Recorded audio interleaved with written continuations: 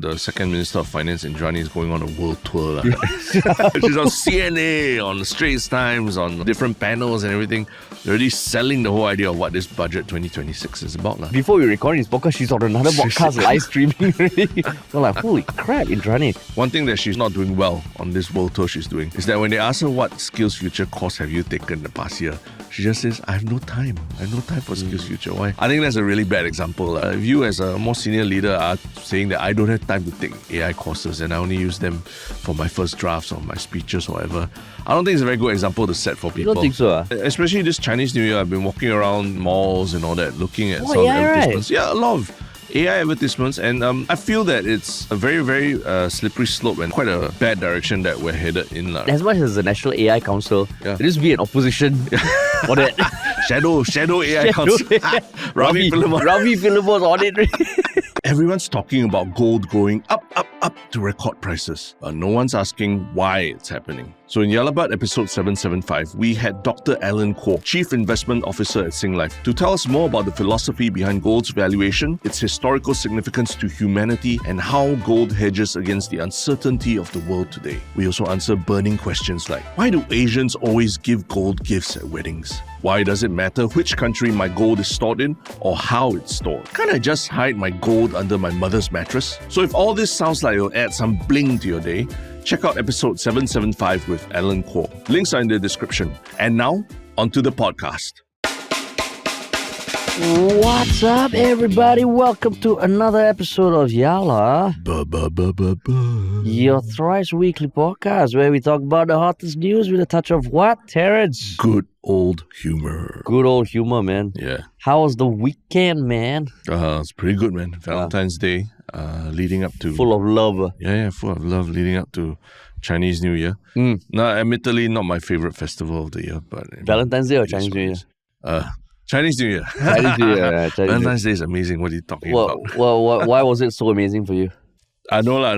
I mean, really, I do think Valentine's Day is over-commercialized and it's very expensive and everything. But you participated in the commercial aspect of it, right? I did. I went for a date with my wife, as you should. You should always be dating your wife. Yeah. It shouldn't just be a once a year thing. But especially Valentine's Day, you should put in a bit more effort. So do you put in more effort, Harish?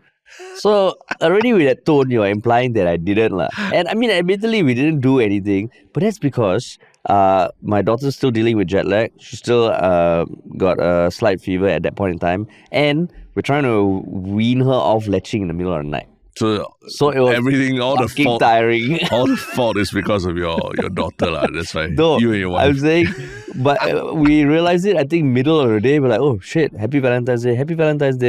And then so we didn't go on a date, Terrence.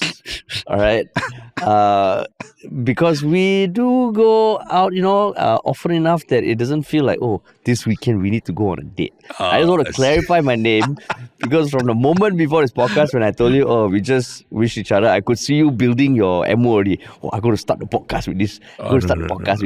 No. Yeah, okay lah. I mean, your kids getting sick, all that. That's normal. Yeah. I think some people, they do it where they incorporate a kid into the Valentine's Day activity. Yeah. I think this year, because Valentine's Day, Chinese New Year, and even Ramadan, the start of Ramadan, it's also close together, right? You can sort of celebrate everything all together. In the middle, somewhere in the middle.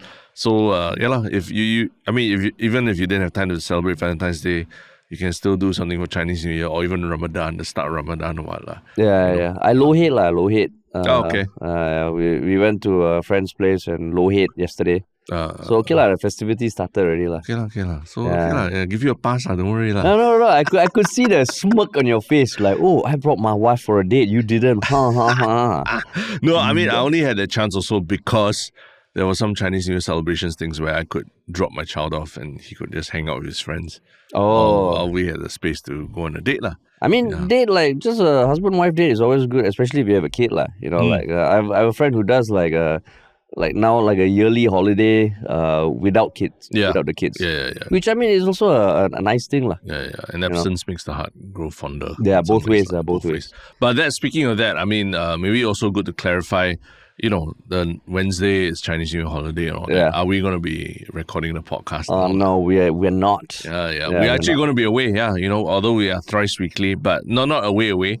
But I think we'll take just those few days off, right? Yeah, correct. So this podcast is meant to lead you through the holidays. Yeah. And we are going to talk about very, very important issues as well. Yeah, and we'll be back on Friday, don't worry. But Wednesday, have a good time with your family and friends. And if you're not celebrating Chinese New Year, don't think that Sentosa Beach will be empty because all the people not celebrating Chinese New Year will be there. Yeah. But in the meantime, we have what we call, what Lawrence Wong himself has called his V-Day gift to Singapore.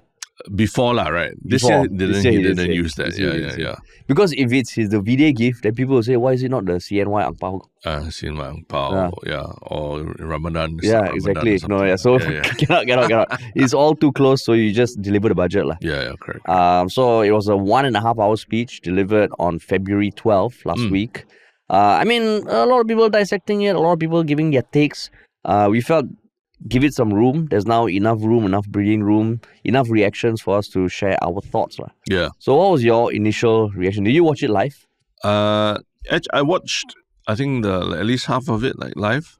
But I caught up with the earlier part. I think we spoke about this before where the cadence of Lawrence Wong's speeches, I prefer to, watch at 2.2 times speed minimum, right? Yeah. So I watched the last part live and then the front part 2.2 it through. Yeah. No, but also because it happened in the middle of the day, right? People going to work and all that, right? Yeah. I think for most of the time, I would never broach past 2.5, but for Lawrence Wong's speeches, 3. I can do 3. 3. I think Sean Low he also had an interview about the budget a week ago. I also was 3 as well. 3. Yeah. People should have a rating. Each of you, when they're talking cadence, you're 2.2 or 2.5. Yeah, correct. Lawrence Wong is like a 3. You can go 3. You can go to a 3. So overall takes, overall feelings.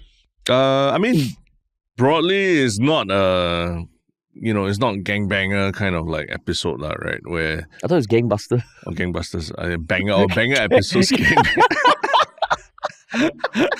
Sorry for that slip up. Wow, your Valentine's Day must have been exciting. It's not a gangbusters or a banger episode that we have to cover the budget, and that's I think maybe part of the reason why we also Friday we didn't jump on it on Friday. It's and especially because it's not an election year as well. I think people are saying that this is a budget that is more about how setting the pace for the economy ahead and sort of highlighting what the priorities are for the next 5 years. But you, what was your most immediate reaction in hearing about what was covered in the budget? Similarly, there was almost no emotion. By the end of it, I was like, okay, it was a speech. Which is very different from previous few years. I think that the one thing is previous few years was more targeting the individual. You almost have this internal calculator, how many credits you're going to get by the end of the budget. Whereas this one, the way he announced the tranche of CDC vouchers coming to 2027 was almost like an afternote. Talk. And for the CDC vouchers, we'll still give $500 in 2027. And then move on. And it's 2027 somehow, so it's so far away, right? There was nothing much else. And maybe like what you said, okay, the election year, yes, but also it is the sign of And this is one of those things that feels very executional. In some way, it's okay, there's all this talk, but it's not felt like there are concrete things happening.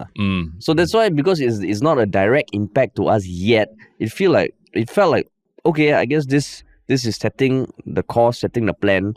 And I think sometimes speeches can be less about actions being taken. This one felt like there were a lot of things that were quantifiable.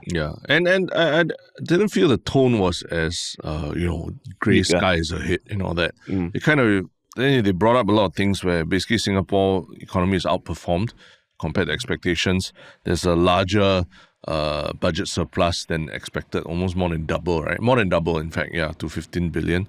So it really is more about, charting the course for the future. And remember last week we spoke about the wealth inequality or income inequality report that was occasional paper that was put up by the MOF, right? There was no reference to that, right? There was one small reference to it, I think. Just talking about inequality, right? But initially I thought that, it would figure a lot more in the budget because it was quite relatively, at least how they couched it was like very positive news, right?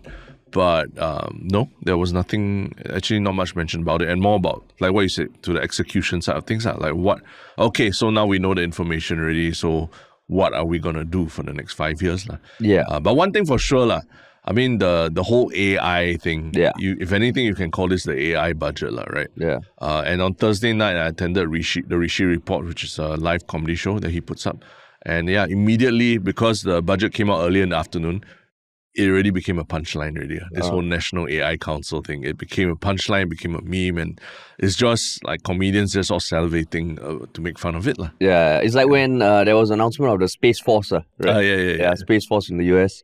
But I mean, the AI thing stuck out, and that one was something that I think we can unpack a lot. But just for anyone who maybe didn't listen to the full speech, I'll just go through some of the highlights. Sure. So we mentioned the CDC vouchers and other initiatives to ease the cost of living pressures, YouSave vouchers, and a few things are not as gangbusters as previous years. Then there was things to, in some way, I guess, encourage people to have children or not to worry so much if you do have children. Child Life SG credits and higher income ceilings for preschool and student care subsidies. Then there is enabling seniors to age better through CPF top-ups. More support for lower wage and mid-career workers. Qualifying salaries for EP and SPAS raised, work permits adjusted. So, I mean, the salaries for SPAS and EP, I mean, in some way, I heard some analysts saying that it's kind of like inflation, but also trying to incentivize people to maybe hire local, by increasing the cost of hiring foreigners. Of course, AI. A lot of talk about how businesses can be helped. I think more funding, more grants for using AI, making it easier for companies to list in Singapore. The talk on energy and sustainability, more funds to support community ground-up initiatives, the merging of workforce and SkillsFuture, which I mean, it's not something that immediately I realized, oh shit, they're two different things. And from what I understand, SkillsFuture is about education and learning, workforce is about finding jobs. And it always felt like it was disconnected. And I think what Lawrence Wong was saying is that the belief or culture of lifelong learning has reached a point where maybe, now we need to really focus on the outcome, which is not a bad thing. And then, of course, the incentives to push people towards electric vehicles as opposed to, petrol or diesel, and the taxation of cigarettes going up. So overall, those were the things that were discussed. I think one thing also was making it, the one thing I found interesting was the CPF, the lifelong investment. That's right. Which, the rise of retail investments and all those robo-investors, you can put your funds and decide your risk level, right? CPF has always been like a flat rate, whereas now they're saying, depending on your age, there'll be more risk appetite when you're younger and you go older. So it felt like, okay, that's an evolution. But the thing that stuck out to me was the AI part. For sure. And I think the interesting thing post the next couple of days, in this couple of days, and the next couple of days, is how the second Minister of Finance, Indranee, is going on a world tour. By this morning. She's on CNA, on Straits Times, on different panels and everything. They're already selling the whole idea of what this budget 2026 is about. She's the second Minister of Finance.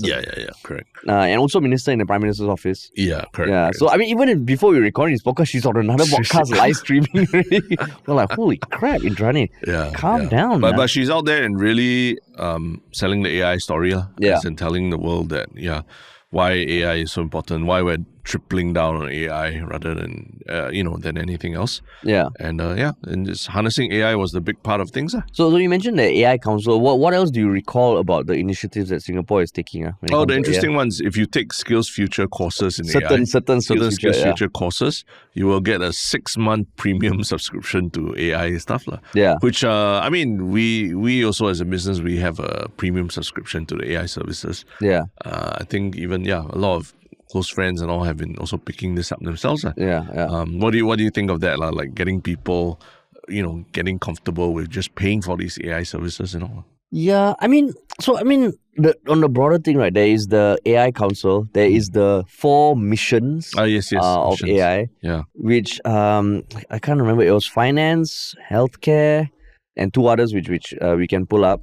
The fact that making it more accessible to these tools, the grants for companies to use AI, but I mean. Like I get this talk that AI is like the new internet and even more. Yep. It's like I can imagine the budgets of yesteryear when the internet was coming. There was talk that it's going to be the new way of living lah. When mobile phones came in, the new way of living. AI is like the new way of living. But I don't know, just something about it feels a bit unsettling. And I mean, you know me, like I've been dabbling with the AI stuff for quite a while already. Yeah. And I like trying out software and all that. Yeah. But the focus on AI, on one hand, it feels like one of the things he mentioned, or I think Indrani has been mentioning, is this is almost to curb potential inequality in adoption of AI. You don't want the early adopters to be the only ones adopting. This one, the fact that PM Wong himself is chairing the AI Council means that there is a strategic interest. And on one hand, you can think that, maybe it's a good way to level the playing field and make it like, this is a national direction. But on the other hand, it feels like there's a lot of putting at stake investments into AI. I mean, you are balls deep in this whole AI thing, right? You're the guy who always every morning comes and say, hey guys, I just tried out this new thing. So for you to feel skeptical, I'll not say skeptical, but like you're unsure, right, about the direction. Isn't that a very big indicator that they didn't really convince you? They didn't. But like right now, if you talk about how convincing it is compared to, hearing the tech companies talk or other governments, I think actually it is better in the sense that it feels like it's more thought out. But it feels like, we are really taking a direction that we are almost an AI nation now. It's not smart nation anymore. It's AI nation. Yeah. So then it just feels like on one hand you're talking about, the we first, the looking out for each other, but AI, and you see it happening on LinkedIn, wherever people are starting agencies for video production using AI. Yeah. And it feels like, so where do we draw the balance? You want to equip people with the skills, but yes, I know Indrani has been saying AI is going to create more jobs. Maybe it's just a teething pain. I don't know. It just feels a bit like, where are we heading? That's the sense I get from this budget as well, that the announcements maybe are not directed at convincing the everyman like you and me about AI, but almost more positioning Singapore as like, the word is dirty, but an AI hub, right? Where we're not, and I think they admitted we're not going to be at the frontier of R&D or breakthroughs in AI, but our environment, our workforce and everyone is going to be geared towards AI. And I think that's why putting the PM at the top of the National AI Agency is important in the sense of signaling to the world that... It's the council, Terence. Oh, the council, Fuck agency, it's the council. The council, wow, that sounds like some Jedi council. But literally putting him at the top of this council, I think signals that we're taking AI much more seriously than other nations. So it's almost like... listening to everything that Indrani and all are saying about it, it's almost like a nation-to-nation race. Who will be the leader in AI, and not so much about the individual already, because to them, I think everyone, they already sort of see that everyone uses AI in some form or another, right? As long as you're using a smartphone or some tech, even your WhatsApp or whatever, there's AI embedded in there. So we are already using it. But it's more about on the corporate side of things, like and the businesses and even smaller businesses, how to use AI to survive in the world. So that whole thing about 6 months getting premium subscription, I don't think it actually does anything. And one thing I think that Indrani is one thing that she's doing not doing well on this world tour she's doing is that when they ask her what SkillsFuture course have you taken the past year, she just says, I have no time for SkillsFuture. Why? I think that's a really bad example, right? If you are as a boomer, is she boomer? She called it boomer, right? Or Gen X at least. If you as a more senior leader are saying that I don't have time to take AI courses and I only use them for my first drafts of my speeches or whatever, I don't think it's a very good example to set for people. You don't think so? I think it's a bad example. I mean, you should be taking some courses, or at least trying out a course and understanding or showing that you're trying to understand AI a bit better, rather than saying, oh yeah, AI is so important, but I got no time to think. Like just trying a course. Just try. Yeah. If you are the person who's going to be out there banging the drum for AI, you can't be going around interviews saying that I got no time to do it. Right? But what if it's just something like 𝘂𝘓? Do you remember a few years ago, Justin Trudeau, when he was the leader of Canada, someone asked him about quantum computing, and in like a one-line thing, he explained it, and it went fucking viral. Yeah. But if it's just 𝘂𝘓? But I think it still says something, right? It's like, remember COVID, the vaccinations? Like you had to Lee Hsien Loong had to go and get the vaccine then first. Take a photo, This is what it is, right? This is the equivalent. You have to go and take the AI course and show that no matter your age, no matter your profession, if you're professional or whatever, everyone can upskill a little bit by using AI. And there's no way that she's like a master of AI at this point yet, right? Even Josephine Teo for MDDI and all that. Everyone has something to learn about AI, and I feel like you want to be out there banging the drum, you should also take some courses. Actually, that's true. By saying she got not enough time, it implies that you need time to learn AI. Yeah. Right. But technically, even WhatsApp got AI. Sometimes people just, instead of messaging someone, they'll message AI. My mom does that, because it's at the top, correct, and answer the questions, right? Yeah. But at the same time, like for us as a small business also, do you feel AI has been improved our workflow like 10 times or anything yet? Not yet. Not yet. Yeah, I think it's helped with a lot of things. But that whole 10 times thing, I think not yet. I think there's potential. Yeah. I think there's potential, but I think like right now, I think the problem that even for me, like I like dabbling, I like reading and all. But Riddling. I do enjoy riddling as well. But using AI, they all have very superficial uses that you can use for. But to really build something, I think you need to understand it a bit better. Yeah. And it's so much catch up that it feels like you want to try and understand, you want to try and watch a 1 hour video on this one thing. There's this other new thing that you just dabble. And that's where it feels like as a business, you need to invest time and effort into doing it, or you get someone in who understands this shit. But at the same time, I think just dabbling in it is a good start. And I get what you mean by Indrani saying that, okay, too much time, it just feels like it's not important for you, but it's important for us. Yeah. It's again, it points to a divide between elites and the people on the ground. Because ministers' jobs will never go. AI will never be replaced by AI. Actually, I mean, AI government, have an AI minister in parliament, listen to every speech, won't fall asleep. What does AI say about this? Yeah, what does AI say? I mean, Shiok Comment already may have been using it, when Pritam asked him to show that thing. But I mean, the one thing that she said in I think on Talking Point or something, which I didn't realize, is that apparently Singapore has the second highest adoption rate of AI in the world, which is at 60%. Yeah. I don't know how they rank that, because on WhatsApp you can literally access AI just through a search box. Yeah. What qualifies as adoption? So, but like what you said about Singapore as an AI hub, I mean, strategically, I guess it makes sense. You want to attract top talent. I heard a few people in quantum computing tell me a few years ago that actually Singapore has invested a lot in quantum computing, and for researchers, Singapore is actually a good place to come if you are into quantum computing. Yeah. We saw that in life sciences, I think, when we were studying. Biotech, right? Biotech. I mean, media, they tried it for a long time. There was at one point in Singapore supposed to be animation hub or VFX hub and everything. Didn't really work out in those instances. But I mean, can you blame Singapore for doing that? No. We can't. We don't have enough space to build data centers.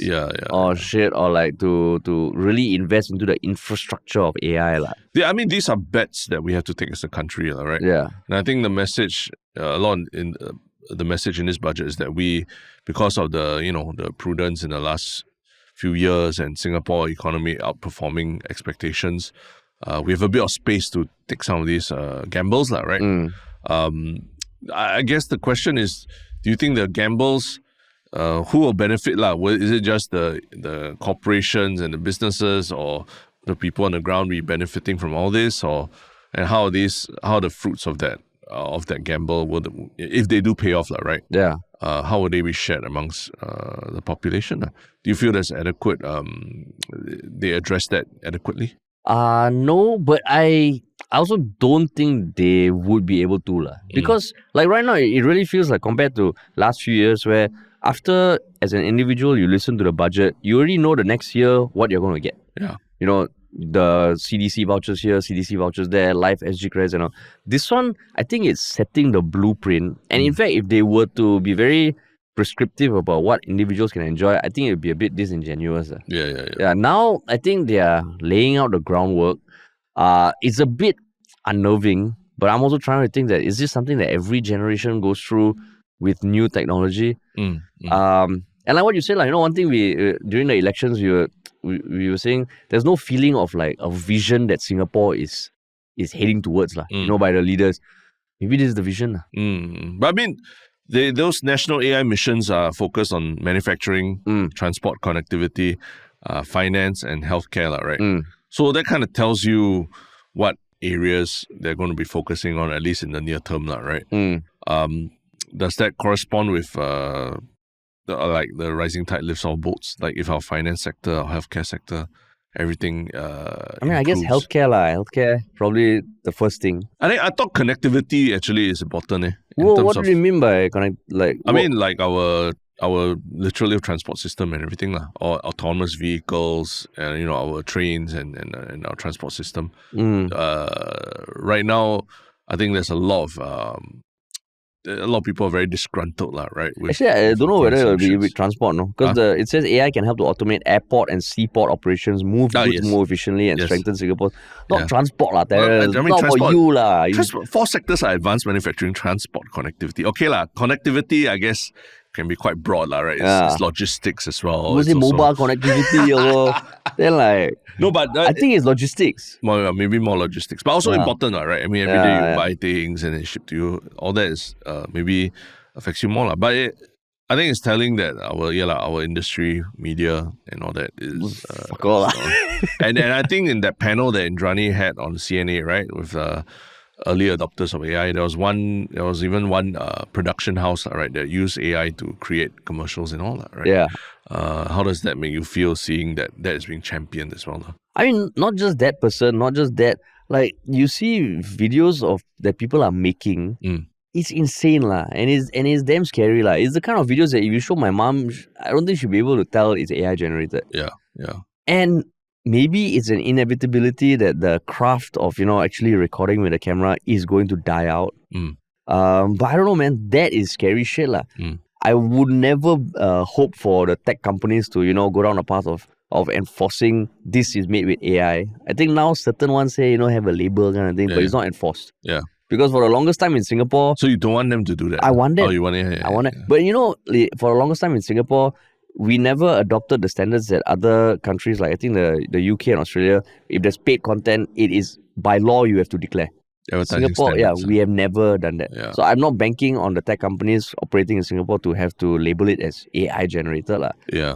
But I mean, especially this Chinese New Year, I've been walking around malls and all that, looking at some advertisements. Right. Yeah, a lot of AI advertisements, and I feel that it's a very, very slippery slope and quite a bad direction that we're headed in, right? Where the more general acceptance of AI in our user advertisements, because I mean, I look at the faces there, they're just, a lot of them are like random Chinese people, right? But the standards of beauty obviously is one discussion, but just a lot of like the standards of what you expect a Chinese family to look like, it's just there's just something very unnerving about it, and very, very creepy, right? And I spend so much time staring at these posters trying to identify where the AI is, and I mean, maybe I should like create an Instagram account that just puts out all these shitty examples of AI usage in advertising in Singapore. Yeah, I'm sure they probably are already. And I mean, so this is the whole argument, right? I think even a few weeks ago we talked about the AI ads for NTU for university recruitment, right? Yeah. And there was an article on New York Times that came out a few days ago called "The New Fabio is Claude," because there is this romance author who now churns out like 200 books every 6 months using AI, and her belief is that people just want romance fiction. Do you think they care who writes it? Yeah. And I mean, to a certain extent, there's some truth to that, It's not completely wrong, Yeah. So then it feels like, oh shit! If this is the future, I mean, I also do feel that we cannot just sit behind and not pay attention to AI because it feels like it's like the days when we started YouTube, it felt like some brands were like, YouTube is a fad, and we were all thinking you all are going to lose out. Okay, it is here to stay, but then now we are on the other end, lah. Yeah, we're on the other end. Yeah, we're on the other end, lah. Yeah. And it feels like, oh shit, I don't know, man. But in some way, to hear Lawrence Wong say, there's a new council that I will chair. I mean, okay lah, he's taking ownership. It makes you feel more. Does it make you feel more assured? That I mean, he's putting his money where his mouth is. He never just assigned to 𝘍𝘁. Maybe 𝘍𝘁 was like, fuck, please, no, please. Enough already. Enough plus force already. I need to answer questions about we first.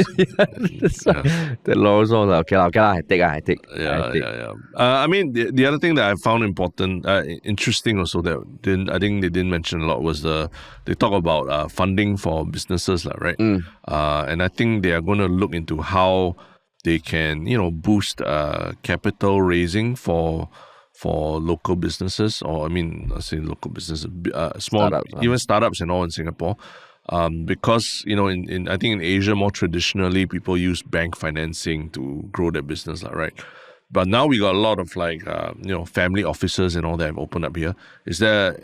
Can there be more incentives for them to actually be a part of our local, startup scene or funding for SME schemes and all that, which I think, at least if we're going to tolerate having all these elites and the rich people using Singapore as a playground, if anything, bring the money here and invest in local companies also. So that's, I think, under study. Yeah, that's true. So, this almost feels like a transitional budget. The one thing that felt a bit odd in a good way, I guess, was when he ended saying that we are expecting a surplus of 15 billion for this FY and 8 billion for the next FY. We are in a position that not many countries are in, which I mean it's true lah. We've been hearing so much about the terrorist situation, about deficits and all that. I think most countries, like Singapore, is like that annoying classmate who keeps scoring A. And everything, last time there was always some friends who always before the exam, his cheat sheet done the day before. No need to last minute study. And just fuck then the night before still can go out, drink. I'm not even thinking about the guy who has the cheat sheet done. I'm thinking about the guy who you can tell he never study, or he barely study, or at least you don't see him studying. And somehow he walks in, still does better than everyone else. My roommate because was he's been that, studying. Quietly, or he's just able to absorb things even as he's sitting there, using his phone and all. Your roommate was like that? Yeah, my roommate in college is like that. Shout out to my roommate back then. I don't want to name him. But he's that very frustrating guy. We'll take the same Stats 101 class or whatever. And he wouldn't attend class, or he'd just take whatever notes that I have at the end of the day, and somehow he just aces it. Oh, is it? Yeah. But I think I think to me Singapore is the one that study damn hard. Okay. Every day got 3 hours study. Holiday also study. Yeah. But not like crazy. Yeah. My one was last night, the night before, just cram. But mine is to do with the fact that it always seems that our budget surplus is always unexpected at that. At least the last 3 years. I think Bertha Hansen raised the point that we've had budget surpluses for the last 3 years running already. What does it say about what does that mean for our economy, right? I think Leong Man Wai and Ravi Philemon also wrote on their Facebook accounts that if we're having so much budget surplus, are we doing enough to take care of our people? Are we doing enough to make sure that there's really a safety net or for the people at the bottom, or are we just chonging, getting high off the corporate taxes that we've been charging and getting a surplus on, and just using that to spend more on AI and everything, but not spending more on our social services, right? Yeah. So that's, I mean, obviously you would say it's a bit more, thinking about the social welfare kind of things.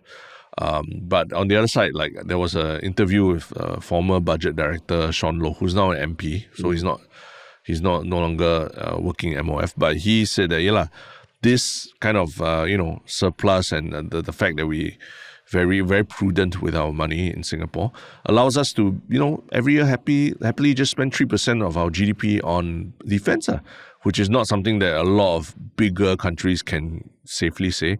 And in this world today, do you want to cut your defense budget? No, right? I think you don't. So it helps the security of Singapore that we have this budget as well. This budget surplus. Yeah. It's like, even in a family, if like, do this, you want to buy this, you want to buy that, and someone just says, no, we need to save. But then when you need it, okay, can. I treat you. But the question is like, when is that time when you need it? Is COVID, it? Correct. Yeah, those rainy days, right? Yeah. But at the expense, is it at the expense of people today? That's the question that a lot of the opposition parties would be asking, right? Yeah. And I mean, again, it as much as like this, what was discussed was meant to uplift, rising tide lifts all boats. It does feel like certain parts of Singapore are speeding ahead. Oh yeah. Maybe it's that AI thing. It just feels like, I don't know whether budgets of like 10, 20 years ago were that focused on a particular industry. I just feel like, okay. Now everybody better get their AI on. Yeah, but what do you think of that entire panel that CNA put together? Of, people who are in the AI field and all.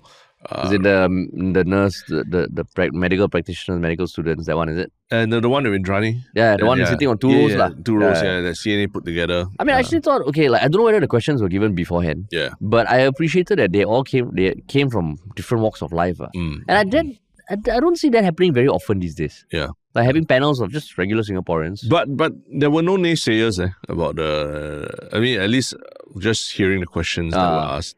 Or they were all very polite. Polite is one thing, but they all definitely have a vested interest in AI, whether it's in their business or their research or, things like that. So I didn't feel there were any naysayers who were just basically warning about AI and things like that. For example, in media and all that, there will be jobs. There are jobs displaced, right? And I haven't heard from these people talking about it either, right? Yeah.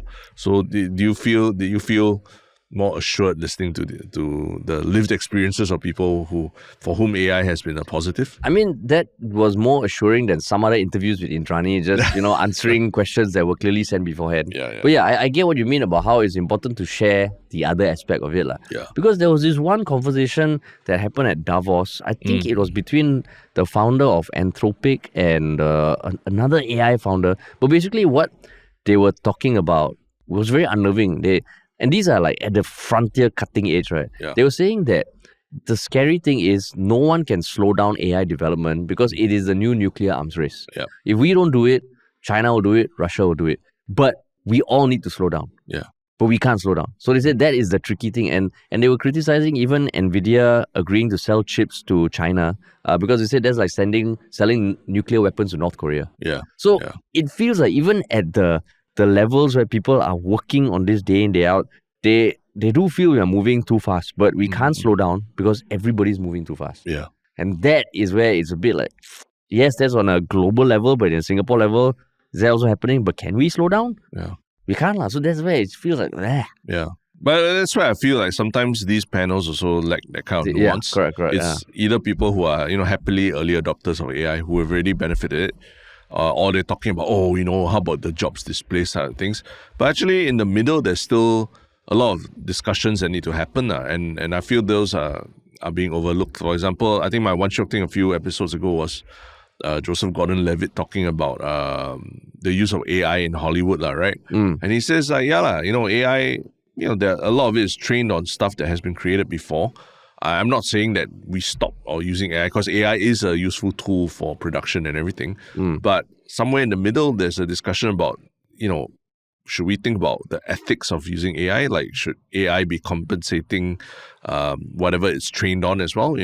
How come we don't even think or talk about those questions, right? And there was no mention of word ethics for Actually, AI that's true. right? Like, as much as the National AI Council, there used to be an opposition for that. Shadow AI Council. Ravi Philippo's on it. No, but that's actually true. Like the ethics of it, because even last year, right? Was it Chinese New Year last? No, National Day last year, where Jack Neo created an AI 𝘋𝘳 wishing Singapore, and other ministers, not just 𝘋𝘳 as well. Yeah, it's like what the fuck? Like the AI Council will talk about how it's going to transform Singapore's economy, but these sort of things there needs to be Then Pritam will say, okay, I'm not leader of opposition. I'm leader of the AI Ethics Council. The shadow AI ethics council. Shadow AI. And for context, the interview I was talking about what happened at the Davos, the World Economic Forum, and it was said by 𝘓𝘓𝘃 CEO 𝘓𝘪𝘯𝘨𝘀𝘆. I'll put that in. You listen to it, you're like, oh shit, that is unnerving. Yeah. Unnerving. So yeah, actually maybe that's one thing. There needs to be, just like how we have an opposition political party, there needs to be something to kind of check the progress of AI in Singapore and the impact of it. Yeah, and it's not necessarily all just measured in economic terms, like how many jobs are created versus how many jobs lost, but other things as well, other aspects of our lives as well, right? Yeah, maybe Shanmugam, this would be 𝘭𝘓 2.0. 𝘭𝘓, why? In what sense? Like, this is AI created. Oh. Wow. This is not fucking human created. It's AI created. Then it'll be Josephine Teo telling us now, right? This is AI created. Yeah, this is AI created. Yeah. Wow, But that's so. I mean, there'll be a lot more discussions about budget everywhere. Like for you, like what do you think has been the most useful to read or to better understand the budget? Yeah. I would say just those videos summarizing the highlights. Yeah, I thought the CNA Deep Dive podcast was okay. Yeah, not bad. CNA Deep Dive podcast, I thought the perspectives were interesting. Yeah. I mean, it's not like gangbanger kind of thing, like I said. But okay lah. I mean, it covered everything. It did ask some questions. So yeah, shout out to Steve Chia and Tiffany Ang, right? Yeah. I think gangbanger can be the new catchphrase there. Gangbanger. This is the gangbanger. But yeah, man. Yeah. Harish and I just saw something shocking. Now, apparently, over 60% of viewers of this channel are not even officially subscribed. This has to be a mistake, right? We know you're out there because so many have come up to tell us how much the podcast means to them. So, how can we fix this? Do us a big favor and hit that subscribe button. It will mean a lot to us, and it's awesome to know that the 𝘋𝘓𝘵 community is only getting stronger every day. Thanks for listening. But I mean, I guess not all doom and gloom in this year's budget, but there's another group of people also who are celebrating a lot and maybe celebrating too much and ended up, in social media being, there's a big backlash against them, right? Yeah. Who are these people? It's a bunch of NTU students who appeared in a video that is not created by AI, and it shows the beauty of the human condition.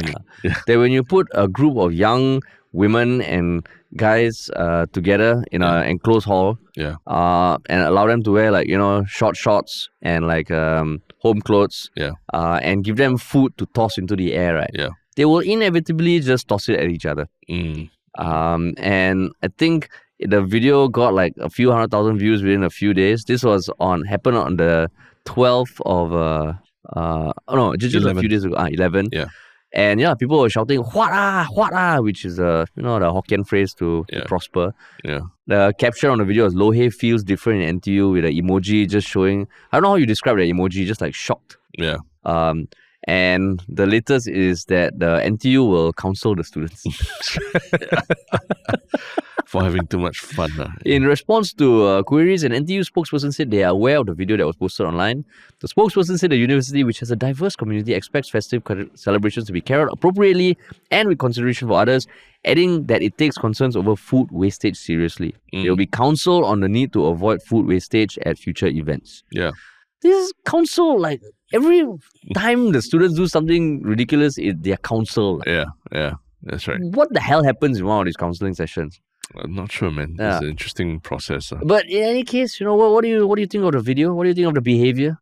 I mean, the online, everyone is really lambasting them for playing with food and food wastage and all that. But to be honest, my initial reaction when I saw it was this was going to happen, right? And it's not like people, these kids are there at the orientation event. It's not like they're there to partake in the culinary fine dining. Yeah, fine dining, the culinary cuisine that is 𝘂𝘓𝘓, right? They are really there to toss the thing and got a little bit rowdy, got up in the air. Food wastage, yes, but 𝘂𝘓 in itself it's a very wasteful thing. Also, there's a lot of food wastage anytime there's a 𝘠𝘓, stuff drops around and things like that, right? And the whole process of creating 𝘠𝘓 is so much effort, and at the end of the day, what you actually get out of it is really just some pieces of fish and some slices of veggies. So I didn't actually think it was that bad that, wow, everyone has whacked them until like that. Yeah. And what was your initial reaction? I mean, to be honest, same also. Like, yes, wasting food, even, at home, I'll just eat the scraps. Generally we try not to waste, which I think is important that people try not to waste. But this kind of thing, I don't know. Of course, you shouldn't be wasting food. But yeah, like what you said, you put a bunch of 20-year-olds together, you give them food to toss in the air. Yeah. Of course, they will throw it at each other. Yeah, and it's not like they're not seated around one big round table where it's all centered in the table. Yeah. It's like long rows of table with 𝘠𝘓 just spread out all along the way, Yeah. And I mean, as much as 𝘠𝘓 tastes amazing, because I love 𝘠𝘓, it just feels like, I don't know, like everyone's recording the phone, they did it in a hall. Yeah. This one, I guess, okay, what can the university say? They can't kind of support this. Yeah, because of the food wastage. It's a real thing. Yeah. But then I would say, then just don't eat 𝘠𝘓 at all. 𝘠𝘓 is in general, it's, usually it's very pricey for what it is, and it's just mostly symbolic, doesn't really provide nutrition for your body. Yeah. If you're going to be so what about food wastage kind of thing, then I think just don't do 𝘠𝘓. This is organized by school committee or school. Yeah. But okay, maybe the school didn't organize it. Maybe it's just the student committee. Student committee but must be approved. Budget must be approved. I mean, it's quite big, right? You see, it's a whole hall. I think it's multiple residential halls of students. But I don't know. Are we just are you being contrarian for the sake of it, or do you genuinely feel how would you feel as a student if suddenly you heard that your event was shut down because of the way that you conducted yourself during 𝘠𝘓? Oh, damn annoyed I'll be damn annoyed. But so this is, it's tricky for the school. They can't come out and say, no, this is nothing wrong, because they will get whacked. Can you blame people for recording it? I think it's one of those things, it's very easy to think 20 years ago, no one would care because no one would record it. And social media and phones are the bane of everyone's existence. Yeah. I mean, we live in that world. I think this one, maybe in the planning, just understanding how this will look. And then everyone, Chatham House rules. When you're doing the 𝘠𝘓, you cannot record. Or if you do this outside and the food goes onto a patch of grass, but you also don't want food decomposing all there. Yeah. You don't want to attract pests and all. Correct. But this is, it's indoors and they can clean up the hall after. I don't know. But then the food doesn't go back to nature, True. It's burnt. Yeah. Or maybe they do with paper, Yeah. Paper 𝘠𝘓. Yeah. Maybe fake 𝘠𝘓. But then it feels wow, this one fake plants kind of. Is a bit of a pickle. If I was a student, I would definitely I don't think I'll be targeting the plate I don't think so. But people are saying okay it's orientation, but orientation everyone gets dirty, yes. But you get dirty when the games are supposed to be dirty, you go out in the mud and all that. This one is meant to be food and everything, so it's not the same. And so expecting that it's orientation and we should just let students be students, that's not the same. That's your comment, is it? That's what I'm reading online now. It makes me question, am I a real asshole, right, for this? Because to me it's they're just kids being kids, they're all horny and they're all in orientation and all that. And if it's something innocent, sort of tossing food that is meant to be tossed, is it that big a deal that we need to now be so angry at them and start disciplining them? And if you say just have some fun, and people say you don't care about crying kids in Africa. Yeah. Because some people commented that if the crying kids in Africa see that, I eat all my 𝘠𝘓. Why they cannot eat the 𝘠𝘓? Which fuck that comment also. You think Africa also got a lot of inequality. There are parts that are prospering. You say every kid in Africa is it's very superficial. Yeah. This one, NTU educate hooligans, 𝘊𝘅𝘍𝑒𝑔𝑠 and aliens. But there's a lot of whataboutism going on in feedback as well. People, have you all seen how much food the SAF wastes every day? Why are we making a fuss about this? What do you think about that? It's true. I'm sure SAF eateries everywhere. There's so much food wastage. Yeah. And this brings us back to a discussion that I had last week with 𝘕𝘕, when you went around, right? About like plastic bags, right? Like, we, like 𝘕𝘕 was saying that, he gets very dirty looks from people when he asks for plastic bag and all.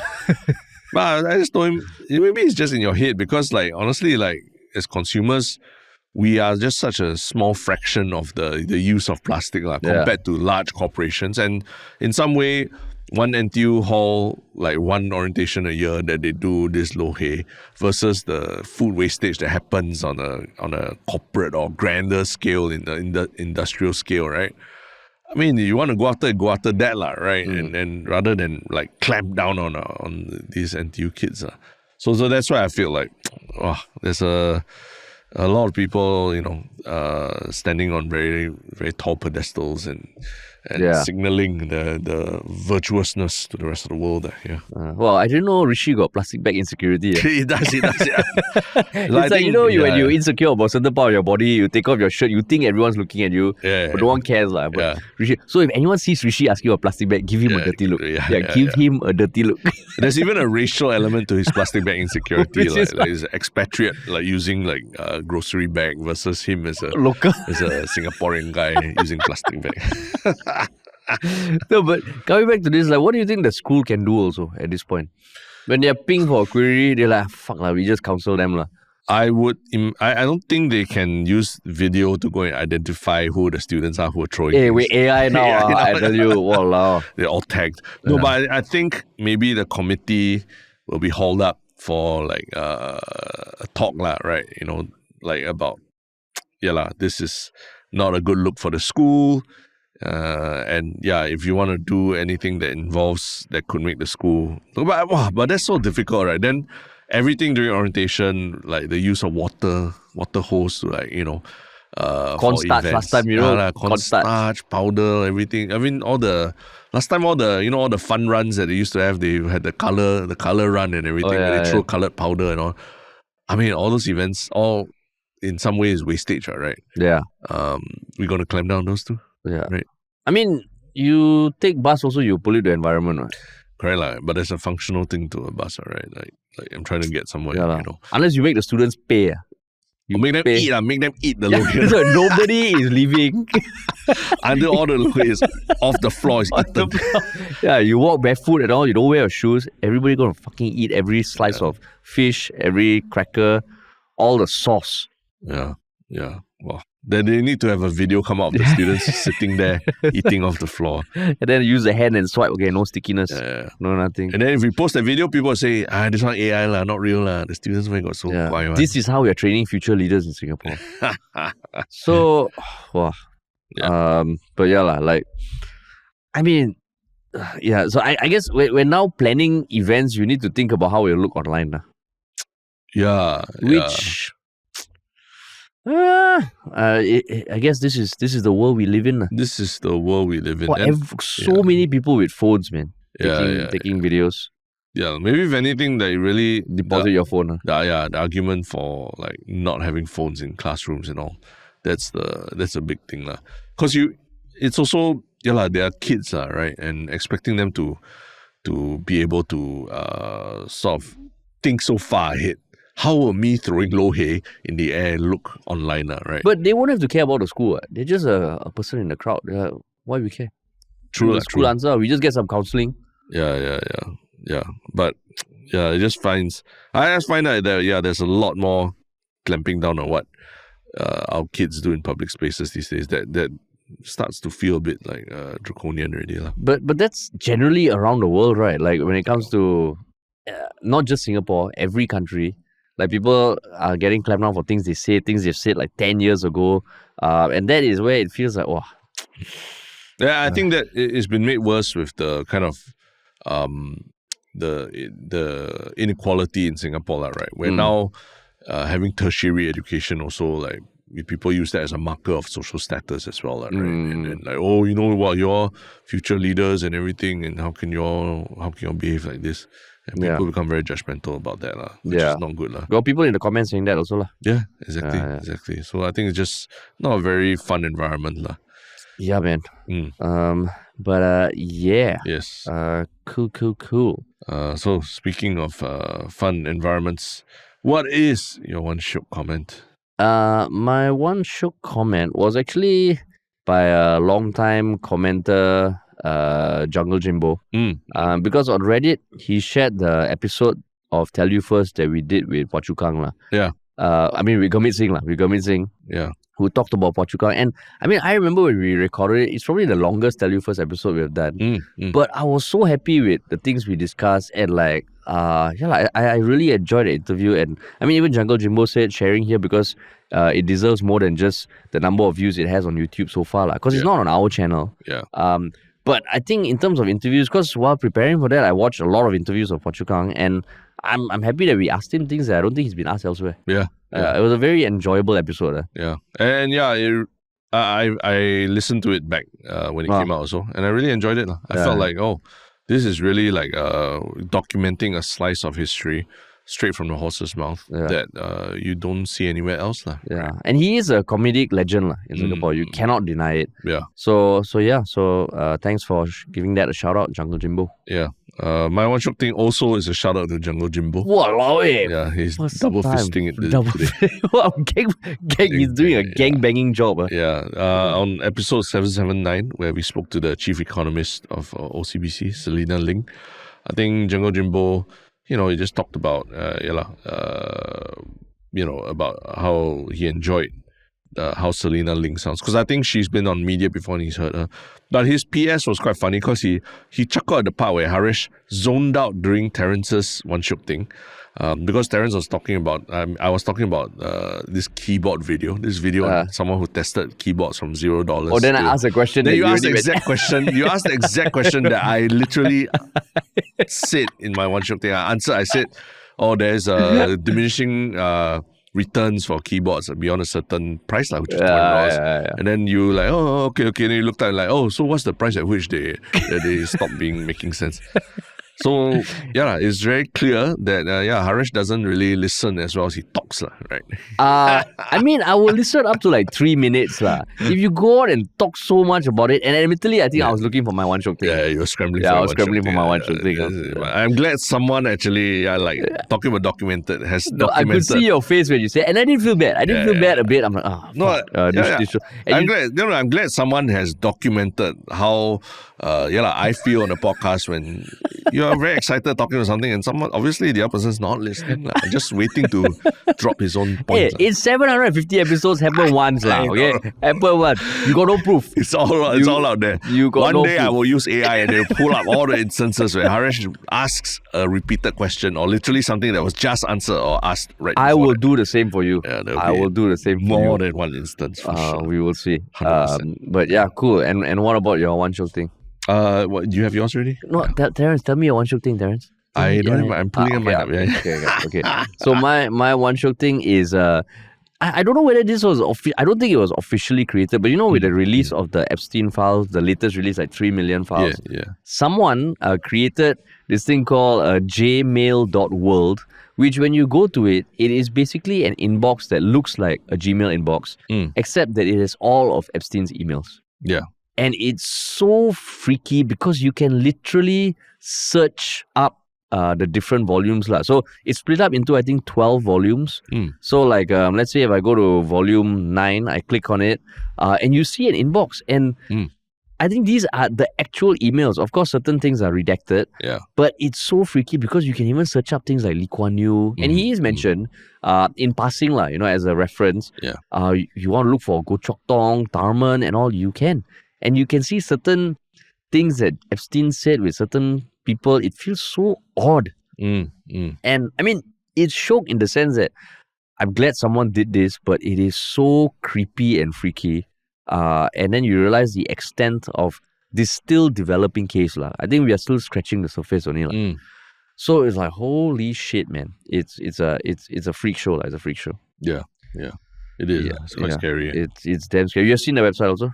I've not seen the website, but if anything about this whole Epstein thing, it really hammers home how depraved some of there are some sections or tiers of society where things happen and they do things that are so depraved, and but they're also able to cover up so much, and that's quite scary. Whatever reality you think you grew up with, justice, meritocracy, whatever, when you read and see what they do in Epstein files, you just throw that out the window. Yeah, there's different rules for you, different rules for T, different rules for me. Yeah, correct. Yeah. And what about you? My one Come, Terence, tell me. Yes, you have my full unadulterated attention. Fantastic. My one Shiok Thing is a video by 𝘂𝘂𝘕, MD. It's the longevity lie that no one talks about.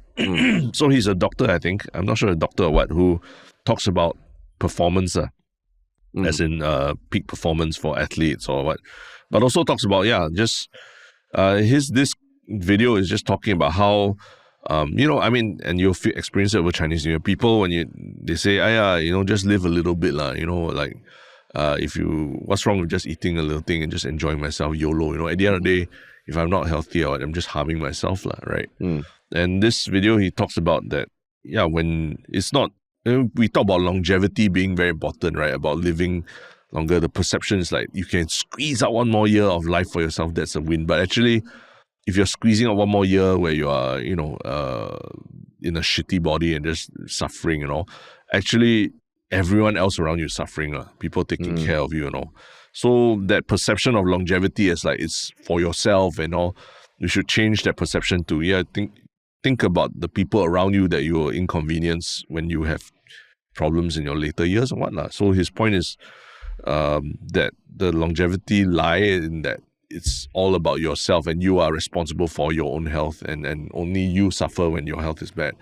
Actually, you need to think about it as for the people around you. And rather than, it's all the little things that you do every day that will cause problems down the line. And people are so fearful of death when they should be fearful of, I think he uses the word disability, right? When you're not able to make it across the room without huffing and puffing and things like that. So it's just a reminder that, even Chinese New Year or whatever, you don't have to go out there and just destroy your body just because it's once a year or whatever. So message to myself also more than anything. And how you came across this guy? He makes a lot of videos about. Also, you have watched his other videos. It wasn't just the feed. It was the feed, but I started watching a couple of his videos because he's got stuff about how to get jacked over 40 without obsessing over the details. Yeah. Oh, he quite jacked, He's jacked, but I thought it was a good message that, the perception around longevity, the Brian Johnsons and all, is like doing all these things to squeeze out one more year of life for yourself. But what's the point of squeezing out that one more year if it's 1 year of suffering for you and the people around you, right? Yeah. So it's really not just about taking care of yourself, it's taking care of your whole family by trying to live a bit more healthily. Interesting. Cool. Cool, man. Cool. Awesome. Wow. So leading up to Chinese New Year, any message for our listeners or not, Terence? Happy Chinese New Year. Stay healthy and do what you need. And think about how you'll impact other people when you're old. Correct. And most important is listen to people when they're talking also. Be genuine. Don't pretend to listen and after that ask the same question, the rhetoric question over and over again. Yeah, and also don't paraphrase things other people have said and paint them in a different light without giving them a chance to explain themselves. Got chance. Very important during Chinese New Year. Yeah. When you take that jam tart, a lot of things to think about. Pineapple tart. Pineapple tart. But happy Chinese New Year, everyone. Hope you all have a good break. In the meantime, so happy. I don't know, Ramadan, right? For our Muslim friends also. Who are starting Ramadan. Starting when? Second day of Chinese New Year. Second day of Chinese New Year. So a lot of festivities coming up. In the meantime, if you enjoyed this episode, please share it with someone who may not have heard of us. You can follow us on social media for shorter extracts and other types of content. And if you want a weekly newsletter with all our One Shiok Things, you can sign up for your little bit at yalabat.com. And if you want to work with us, please email us at contact@ministryoffunny.com or just go to ministryoffunny.com, see our portfolio there. And there's a contact us page there as well. Sweet. Thanks for listening, everybody, and we'll talk to you all soon.